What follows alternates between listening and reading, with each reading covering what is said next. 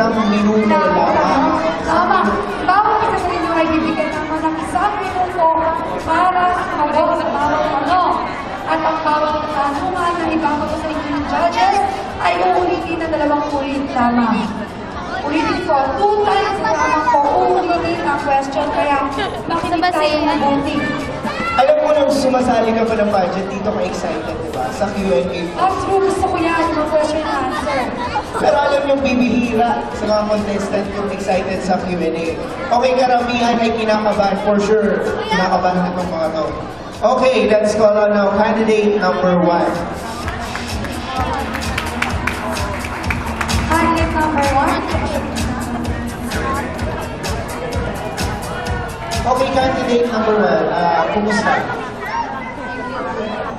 Okay, she Okay, unang na tayo ng ating judge. Kinakabahan ka ba, candidate number 1? Okay. Yes. Ang magtatanong sa kanya ay ang ating judge, si Attorney Teddy Sangan.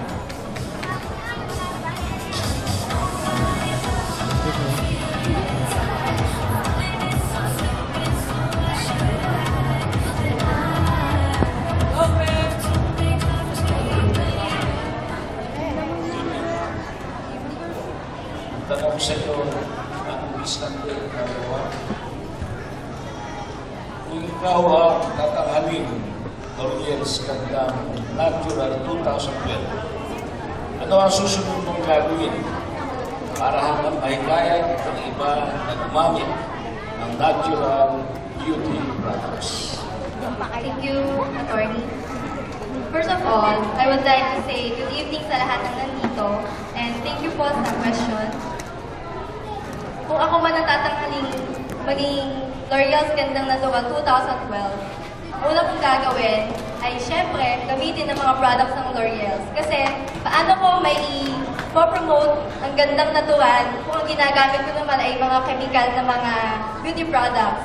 So kung L'Oreal's yung gagamitin ko, it's easier for me to be an advocate of L'Oreal's Gandang Natural. That's all, thank you. Okay, thank you, candidate number 1. Thank you, Attorney. And our next candidate number 2. Ayan. Kung hindi ako nagkakamali, ang ating candidate number 2 ay si Miss Leia Tan. Tama ba?